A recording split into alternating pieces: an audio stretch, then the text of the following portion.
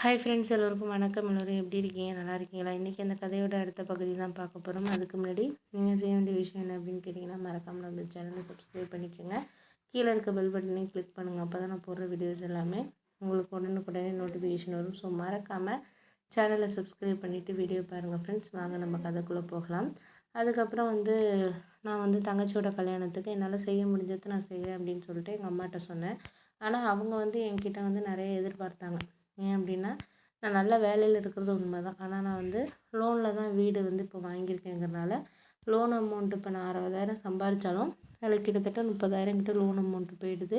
ஒய்ஃபும் வந்து இப்போ கன்சீவாக இருக்கனால வேலைக்கு போக முடியலை அப்படிங்கிற ஒரு சுச்சுவேஷனில் இருக்கனால நான் தான் வந்து லோன் அமௌண்ட்டு அதுக்கப்புறம் வீட்டு செலவு எல்லாத்தையுமே பார்க்குற மாதிரியான ஒரு சூழ்நிலையில் இருக்கிறனால என்னால் வந்து அந்தளவுக்கு வந்து செய்ய முடியறதில்ல. நானே கடன் வாங்கி தான் வந்து தங்கச்சிக்கு என்னால் முடிஞ்சது ஒரு 5 பவுன் நகை செய்கிறோமா, அவ்வளோதான் என்னால் இப்போதைக்கு செய்ய முடியுது அப்படின்னோடனே எங்கள் அம்மா என்கிட்ட கோவப்பட்டாங்க. வீடெல்லாம் வாங்கியிருக்க, இவ்வளோ காசு வச்சுட்டு தானே வாங்கியிருக்க, தங்கச்சிக்கு 25 பவுன் போடுறேன்னு சொல்லியிருக்கோம், நீ ஒரு 10 பவுன் ஆச்சு செய்யலாம்ல, நாங்கள் மீதி செய்வோம்ல அப்படிங்கிற மாதிரி எங்கள் அம்மா சொன்னாங்க.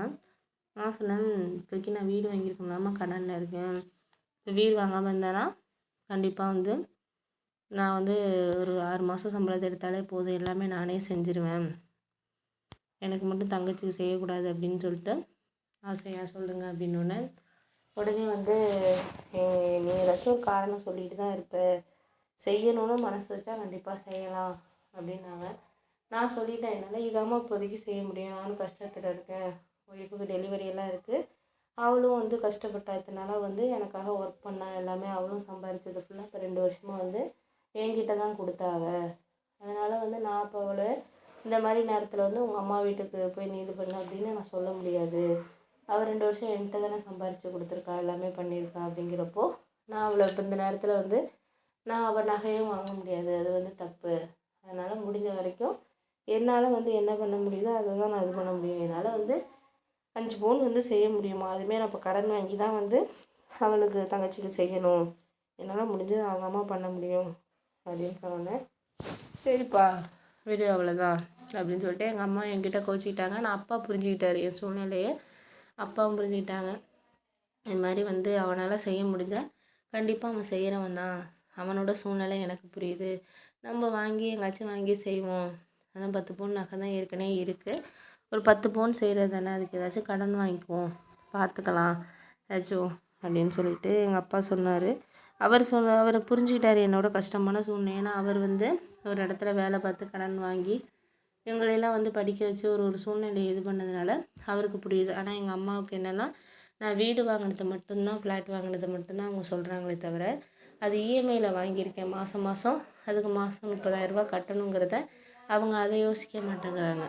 அவங்க அதை யோசிக்காமல் இதையே தான் சொல்கிறாங்களே தவிர அதை யோசிக்க மாட்டேங்கிறாங்க. அதனால வந்து நான் தான் முடிவு பண்ணேன், சரி ஓகே, இவங்களுக்கு சொல்லி நம்ம வந்து எதையுமே புரிய வைக்க முடியாது, சொல்கிறதுனால எதுவுமே யூஸ் கிடையாது அப்படிங்கிற மாதிரி எனக்கு புரிய ஆரம்பிச்சிட்டு. ஏன்னா வந்து ஒரு விஷயத்த நம்ம சொல்கிறோம் அப்படின்னா அதை புரிஞ்சுக்கிறவங்களா இருந்தால் ஓகே, இல்லை நான் வந்து நான் செய்கிறது தான் வந்து கரெக்டு, நான் புரிஞ்சுக்கிறது தான் ரைட்டுன்னு நினைக்கிறவங்கக்கிட்ட நம்ம எப்படி வந்து அதை புரிய வைக்கிறது, கண்டிப்பாக புரிய வைக்க முடியாது அப்படின்னு சொல்லிட்டு என் ஒய்ஃபும் அதான் சொன்னாங்க, உங்கள் அம்மாட்ட நீங்கள் என்ன தான் சொன்னீங்கனாலும் அவங்க சொல்கிறத தாங்க அவங்க சொல்லுவாங்க, அதனால் நீங்கள் வந்து அதெல்லாம் யோசிக்காதீங்க, விட்டுட்டு நீங்கள் வேலையை பாருங்கள், எதாக இருந்தாலும் நம்ம வந்து பார்த்துக்கலாம், நம்ம சூழ்நிலை நமக்கு தெரியுது, அவங்களுக்கு நம்மளோட சூழ்நிலையை புரிய வைக்கணும்னு நீங்கள் ட்ரை பண்ணுறது வேஸ்ட்டுங்க, நான் தான் உங்கள்கிட்ட சொல்லியிருக்கேனே நீங்கள் அப்படின்னோடனே எனக்குமே எங்கள் அம்மா பேசுனது கோவமாக தான் இருந்துச்சு.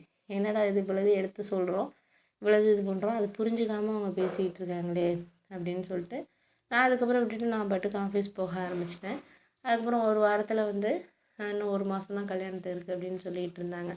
அதனால் சரி நம்ம செய்ய வேண்டியதை செஞ்சிடணும் அப்படிங்கிறனால நான் என் ஃப்ரெண்டுக்கிட்ட வந்து காசு கேட்டிருந்தேன். அவனும் எனக்கு வாங்கி தரேன் அப்படிங்கிற மாதிரி சொல்லியிருந்தான். ஓகேன்னு சொல்லிட்டு அவன் ஒரு 3 நாள்லேயே நான் கேட்டு வாங்கி கொடுத்துருவேன். ஏன்னா அவ்வளோதான், நான் கடன் வாங்க மாட்டேன் யார்கிட்டையும், நான் கொடுப்பேனே தவிர யார்கிட்டையும் வந்து வாங்குற மாதிரி நான் ஒரு இது பண்ண மாட்டேன்.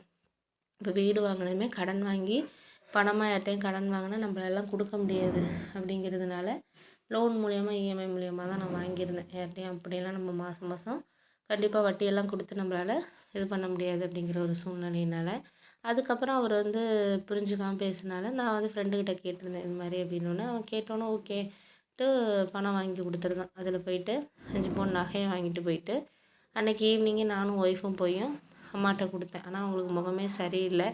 ஏ அவங்க நினச்சிட்டு போட்டோம். என் தங்கச்சி, அப்பா எல்லாருமே இருந்தாங்க. அவளுக்கு அந்த வளையல் பிடிச்சிருக்கான்னு கேட்டு கொடுத்துட்டோம்.